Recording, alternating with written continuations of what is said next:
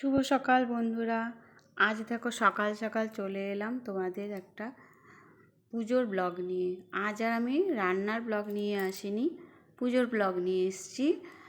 আর আশা করছি তোমরা সকলেই ভালো আছো, আমিও ভালো আছি।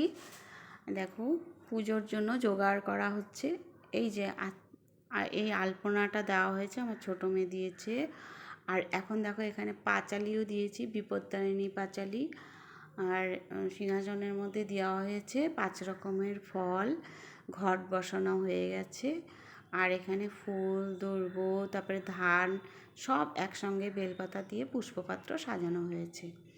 তো এখন এবার তো ধরো তোমাদের মঙ্গলবার আর শনিবার দুটো ডেট ছিল, তো দুটো ডেটের মধ্যে আমি মঙ্গলবারই দিয়েছি।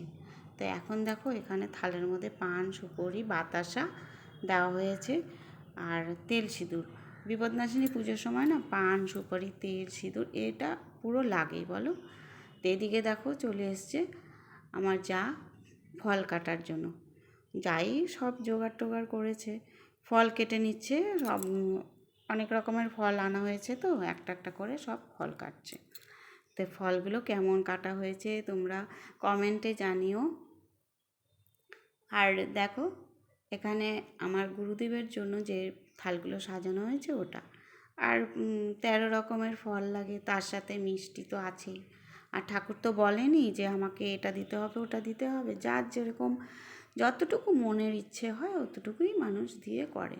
তাই মোমবাতি জ্বালানো হয়েছে। দেখো মোমবাতি জ্বালালে কি হবে বলো তো, মোমবাতির সাথে না একটা প্রদীপ, তেলের প্রদীপ যদি থাকে খুব ভালো লাগে, দেখতেও ভালো লাগে। এদিকে ধূপ ধুনাও দেওয়া হয়েছে।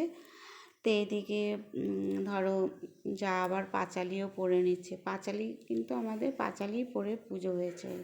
এবার আর ব্রাহ্মণ দিয়ে আমরা পুজো করিনি, তো পাঁচালি দিয়ে পুজো করেছি। তো বিপদনাশিনী পুজো নিজেরাই করা যায়, ধরো নিজেরাই পাঁচালি পড়ে পুজো করা যায়। তো এখন তোমরা অবশ্যই জানাবে আমার ছোটো মেয়ে যে আলপনাটা দিয়েছে কেমন লেগেছে। তোমরা নিশ্চয়ই কমেন্টে জানাবে। আর কেমন লাগছে আমার এই পুজোর যে সব কিছু সাজানো হয়েছে, এদিকে খুব সুন্দর করে রেডি করেছে, পুজো করেছে, পুরোটা নিয়ে তোমাদের কেমন লাগলো তোমরা অবশ্যই আমাকে কমেন্টে জানাবে। এখানে দেখো নৈবেদ্য 9 রকমের ফল কেটে, অনেকে চাল দিয়েও করে, আমি সাবু, চাল, মুগ ডাল নানা ফল দিয়ে একটা নৈবেদ্য সাজানো হয়েছে। তারপরে ধরো যে যেরকমভাবে পুজো করে। তো এখন ওই পুজোর থালের মধ্যে না, বাটার মধ্যে না কিছু চিনি বা একটা বাতাসা কিছু না কিছু দিতে হয়, মিষ্টি বলে দিতে হয়। তো ওইভাবে দেওয়া হয়েছে। এটার মধ্যে নারকেলের জল আছে। আর প্রসাদগুলো কেমন কাটা হয়েছে তোমরা অবশ্যই আমাকে কমেন্টে জানাবে। আর যারা আমার চ্যানেলে নতুন আছো, যারা দেখছো, তারা আমাকে একটা সাবস্ক্রাইব করে কমেন্ট দিয়ে দিও। তাদেরকে আমার অনেক অনেক ভালোবাসা। যারা আমার চ্যানেলে আগের থেকেই আছো তাদের জন্য আমার অনেক অনেক ভালোবাসা। আর যারা আমার চ্যানেলে নতুন করে আসবে তাদের জন্য অসংখ্য অসংখ্য ধন্যবাদ আর অনেক অনেক অনেক ভালোবাসা।